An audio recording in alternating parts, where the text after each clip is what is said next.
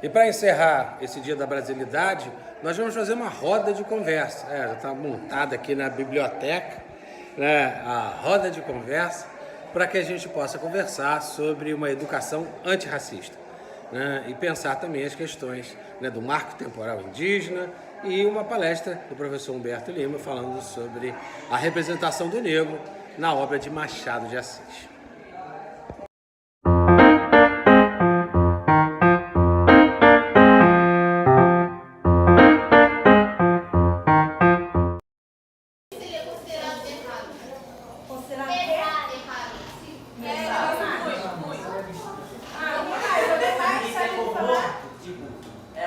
Bem pesado, tipo, começa com morte, ou qualquer outra coisa assim, né? Tipo o coleguinha chamar o outro de mano do ping-pong. O quê? Bem específico. Chamar de mano? Mono.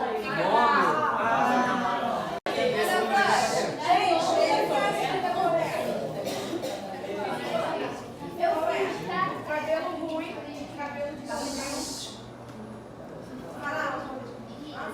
cabelo ruim, cabelo de bombril e cabelo ruim. Sim, então, isso aí também é o quê? Uma coisa o quê? Boa, ruim, mulher, que denigre, né, pessoa, né? A mais eu quero falar alguma coisa. Depois da palestra que você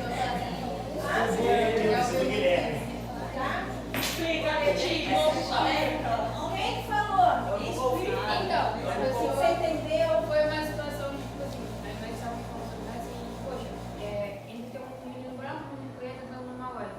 Aí acontece alguma coisa lá dentro, com isso, um outro menino negro, assim, alguma coisa acontece. Aí eu falei, tá, mas isso é meio errado, não sei o que, fui tentar conversar sobre. Aí a pessoa falou, mas eu não sou racista, eu tenho até amigos que são, e eu não sei o que, já ter feito. Pra tentar amenizar a merda que são. Exatamente. A linguagem é muito importante nesse sentido, né? Eu acho que o Humberto até pode falar um pouco mais sobre isso, né? A linguagem, ela pode levar para muitos sentidos e muitas coisas. Eu fico pensando que a gente decolonizar a linguagem também é uma coisa muito boa. Acho que você acabou de falar isso aí, né?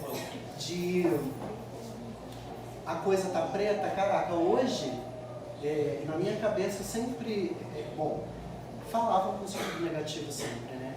Mas eu penso assim, cara, quando a coisa tá preta é coisa boa, vai ficar bom e é bom, só tem coisa boa, só sai coisa boa de gente preta, né? Para pra pensar, a gente na história parece que houve uma inversão na história totalmente, e a gente acreditou como verdade que nós pretos fazíamos coisas ruins, ou enfim. A coisa um pouquinho pra vocês pensarem, tá? E obrigada aí pela participação, tá?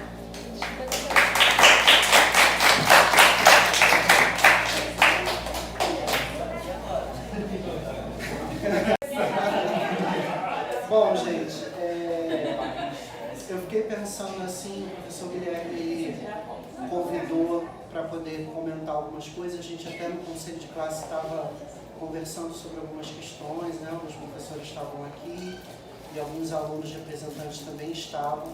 E a gente falou sobre questões importantes.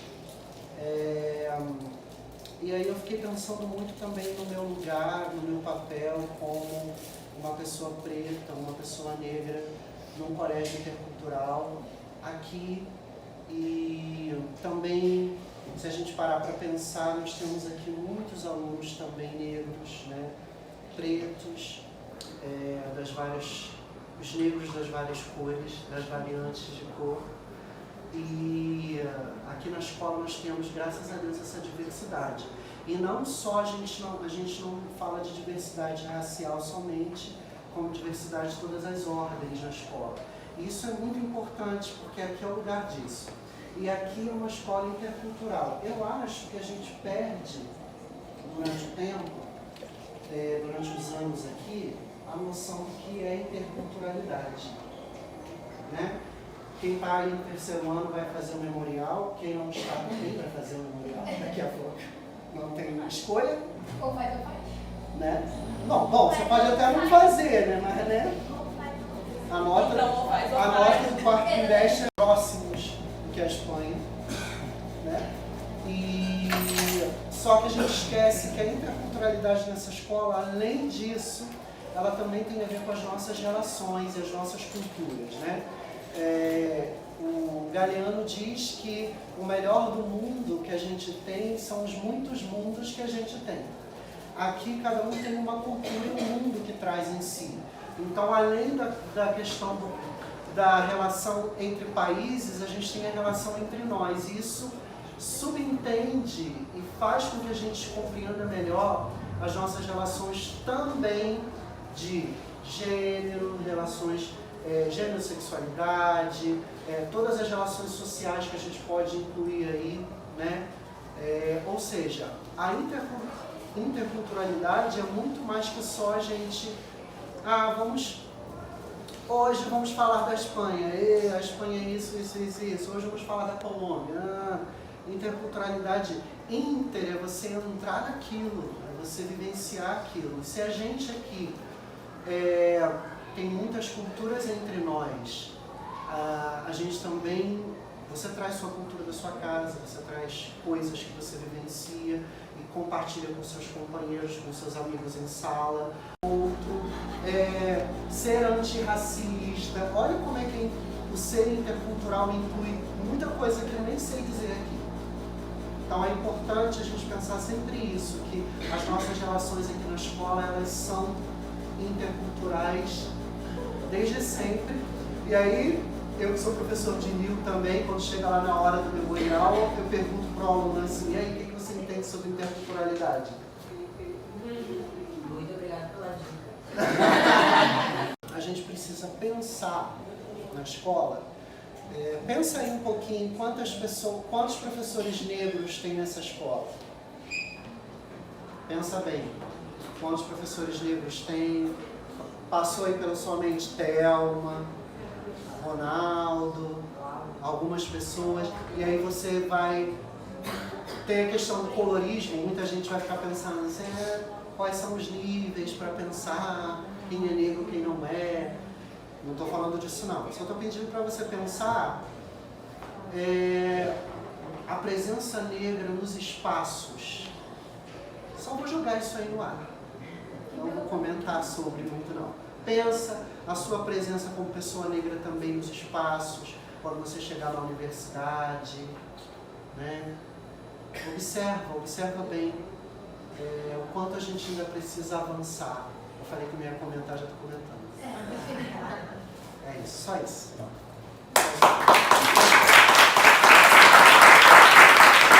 Se foi apropriação cultural, que teve uma turma que fez pintura, se não teve, aí umas meninas foram até perguntar ao indígena da etnia Puri que estava lá, ele deu a opinião dele. Então, assim, esse evento aqui da escola eu acho muito legal. A gente faz atividades, né, mais lúdicas, de dança e tal, mas a questão, gente, dos povos originários, ela é envolvida de tensão, de clima e, inevitavelmente, de sangue. Então é um assunto denso, a gente está falando de assassinato de milhares de pessoas que aconteceram e que vem acontecendo a todos os anos. Então é um assunto pesado, fica assim aquela coisa, poxa, a gente fez uma atividade tão legal e agora você vai falar de coisas tão tristes, né? Sim, vou falar porque é realmente o que acontece, né? Alunos de ensino médio têm a dimensão de quantas pessoas que a gente está falando, de quantos povos.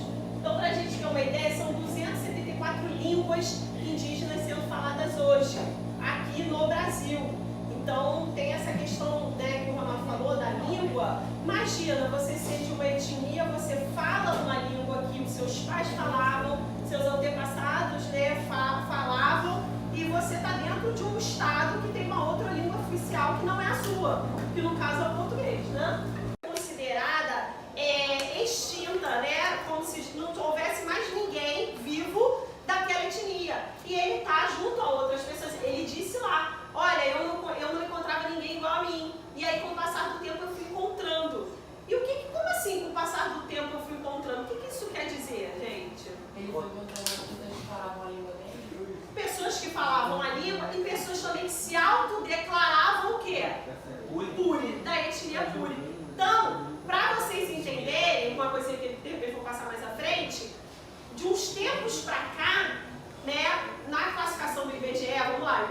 Instituto Brasileiro de Geografia e Estatística.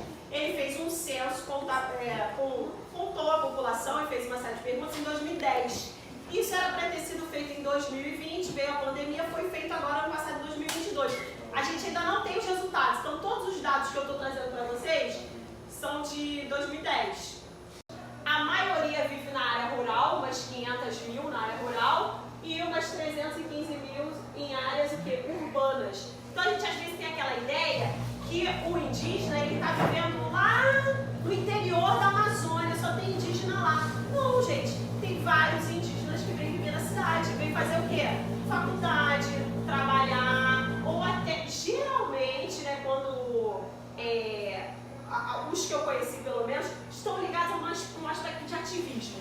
Vem para estudar a língua, para poder reivindicar seus direitos, então vai fazer direito, vai fazer uma série de atividades e vem para a cidade.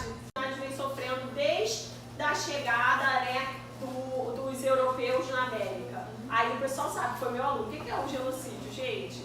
Ué, não é matar todo mundo? Então, peguei do dicionário ERI para a gente ter uma dimensão. É o extermínio, o assassinato, a aniquilação de todo um grupo religioso, ou uma cultura, ou civilizações. Então é quando esse massacre ele atinge um grande número de pessoas. Vocês pararem para pensar, dorme não, hein, Laura? Aqui no território brasileiro, tinham várias etnias. Se hoje tem 305, imagina antigamente. Com certeza tem dados sobre isso, eu não tenho esses dados aqui. Mas, assim, muitas pessoas foram assassinadas, foram retiradas de suas terras. E aí, gente, vem aquelas expressões, né, que a gente viu aqui na questão de racismo, tem nas expressões também associadas aos povos indígenas. Em 2002, que aí realmente vai garantir que eles têm direito a tomar as próprias decisões, percebe? Que seria ser tutelado pelo Estado, enfim. E aí o direito a ter a terra, poder usufruir, viver, né, uma terra só para eles. Daí como é que é criada uma terra indígena? Tem todo um processo ligado à FUNAI, que é a Fundação Nacional do Índio, que a gente vai ver que teve mudança agora também no governo Lula, e aí vai delimitar, vai levar para o Ministério da Justiça, delimitar aquele uso daquela terra, sair em decreto e tudo mais. E aí, gente, o que a gente vem discutindo de uns anos para cá? O marco temporal. O que é um marco temporal? É uma tese jurídica, uma questão de lei, tá? Que foi levado ao Supremo Tribunal Federal, que vai dizer que os povos indígenas só podem reivindicar as terras que eles estavam ocupando até o dia da promulgação da Constituição, em 5 de outubro de 1988. O que significa latifundiário? A Frente Ruralista do Brasil. Então é essa discussão que a gente está tendo hoje, tá? Quem é a favor dos povos originários ou faz parte de alguma etnia vai falar não, a gente quer estar nessa terra muito antes, a gente estava em outra terra naquele 1988. E até para demarcar novas terras, esse marco temporal, se ele for aprovado, ele vai impedir que essas pessoas tenham acesso à terra. Uma frase do Ailton Krenak para a gente pensar sobre isso, de um livro. Pega aí para mim, na sua bolsa, por favor, um livro que eu vou mostrar para vocês. Olha o que ele vai falar. Os humanos estão aceitando a humilhante condição de consumir a terra. Os orixás, assim como os ancestrais indígenas e de outras tradições, instituíram mundos onde a gente pudesse experimentar a vida, cantar e dançar. Mas parece que a vontade do capital é empobrecer a existência. Então eu recomendo a vocês esse livrinho aqui, ó, Futuro Ancestral. Ele vai falar exatamente que o único caminho possível para a humanidade é esse retorno do que seria as origens, a ancestralidade.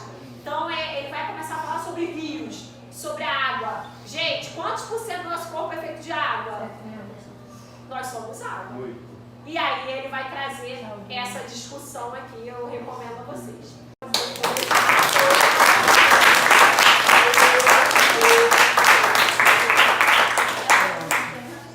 Muito importante, Carol.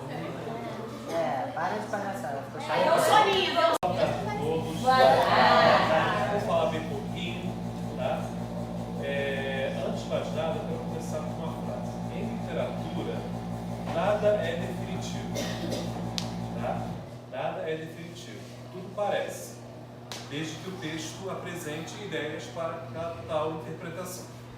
Eu estou falando isso porque quando o Guilherme me propôs a ideia de falar sobre a literatura indígena e africana, eu falei assim, bom, é muito amplo, né? Porque literatura indígena começou...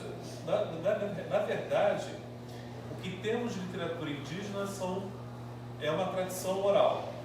E o que temos de escrito, assim, se nós usarmos o termo de escrita, é só a partir dos anos 90 para cá. Literatura africana também surgiu também essa questão mitológica, oral, né? E pouco se escreveu. Mas agora que tomou conta essa questão da produção literária africana. Trazer um autor que é de interesse de todos, por causa de Enem, vestibular, Machado de Assis. Né? Machado de Assis foi um escritor mulato, neto de escravos alforriados, e só recentemente a Faculdade Zumbi de Palmares, que é a Faculdade de São Paulo, resolveu fazer uma fotografia, né, um novo retrato do Machado de Assis, como um Machado realmente negro. Né? Até então a literatura dele era uma literatura considerada branca, né, por não tratar de questões eminentemente do negro. Só que alguns estudiosos dizem que isso está se revertendo, sendo reanalisado. É o mesmo texto, só que um outro olhar está sendo direcionado a esses textos de Machado de Assis. Né? Quer dizer, a voz de Brás Cubas, um autor defunto, um defunto autor, né? Ele vai contar as suas memórias nessa obra, nesse livro. Né? E uma das suas memórias é resgatar a ideia de quando ele era criança, né? Quando ele brincava com seu escravinho Prudêncio. Né? Ou seja, ele brincava com seu escravo, conta Machado de Assis, né? Com a voz do protagonista Brás Cubas.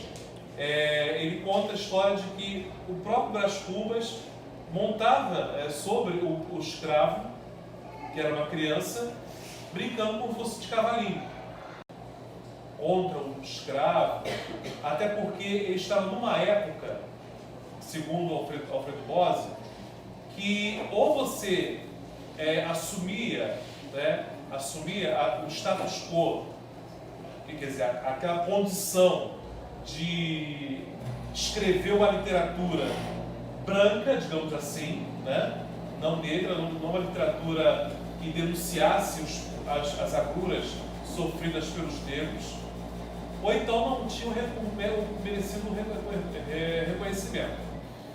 E aí o que acontece? Ele diz lá pelas tantas que o Prudêncio, ele adquire a liberdade, compra o escravo e começa a maltratar o escravo da mesma maneira como ele era maltratado. O Machado de Assis se mostra como um autor realista de mostrar ali, né, como era a sociedade escravocrata, sem condições de crescimento social, de mudança social, de fazer com que as pessoas possam, não, vamos ver o outro, a condição do outro, não. É a realidade nua e crua. Outro ponto, esse foi um capítulo de livro, de romance. Outra obra chamada Pai contra Mãe. É um casal pobre que vai morar na casa da tia. O rapaz se chama Cândido e a esposa é Clara. E eles vão morar na casa da tia da Clara, que é a tia Mônica. E a tia Mônica fala o tempo inteiro: vocês vão passar fome, vocês vão passar por dificuldades, vocês não vão ter nada. O Cândido não faz nada, ele não arruma emprego, não tem emprego fixo. Vem morar de favor em outra casa. Aí a tia Mônica fala: ou vocês desfazem dessa criança, ou então vamos nós três passar fome. E aí ele leva a criança com o coração assim apertado, chorando, não querendo levar a criança embora. E aí ele vê uma escrava fugida, uma mulata, grávida. E ele luta, espreita e consegue laçar a escrava. E a escrava fala, pelo amor de Deus, não faça isso, eu estou grávida, se você me libertar, você será meu senhor. Aí ele fala, olha só, quem mandou fazer filho? Quer dizer, ele, como branco, pode ter filhos. O negro não pode ter o direito de ter filhos. Quem mandou você, sendo uma escrava, não ter filhos? E ele levou a escrava para o Senhor, e a escrava, desesperada, acabou abortando a criança. E aí ele leva, aí pega o filho, o Cândido pega o filho de volta, leva para casa, que está morando de favor, e pensa com ele mesmo, nem todas as crianças vingam. A dele, que é o filho de branco, vinga, mas a do negro não vinga. No final do século XIX, foi muito desconsiderado pela crítica literária, né? Tem uma revista chamada Atlântida, que era uma revista cultural entre Brasil e Portugal, que sequer menciona o nome de Lima Barreto, porque ele trazia realmente, de forma mais aberta, as questões em relação ao negro, à sociedade brasileira, essa necessidade infame de se europeizar, digamos assim, né? Então, Lima Barreto foi criticado por isso e foi jogado ao esquecimento. Machado não. Machado foi o primeiro presidente da Academia Brasileira de Letras. Então, ele, na verdade, tangenciou no realismo, mostrando essa questão do negro, mas ele, na verdade, não se tocou aí na importância, não havia se tocado a importância de denunciar essa questão do sofrimento que o negro estava, pelo qual o negro passava naquele momento. Então,